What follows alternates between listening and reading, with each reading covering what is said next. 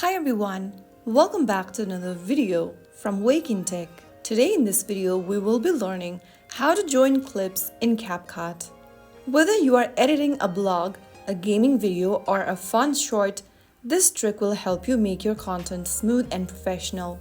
First of all, open up the Capcut application on your mobile device and then tap on New Project at the top. Now, choose the clips you want to join from your device's gallery. You can go ahead and select multiple videos at once as well. After tapping on each one that you'd like to join, click on the Add button at the bottom right corner. Right after you do that, you will be able to see yourself in the timeline. All the selected clips will appear in order. Now, you can go ahead and make other edits for your video. Simply select your video layer and you can also add effects, filters, overlays and so much more from the buttons at the bottom. Finally, after your video looks good, you can tap on export at the top right corner and you will then be able to save your video.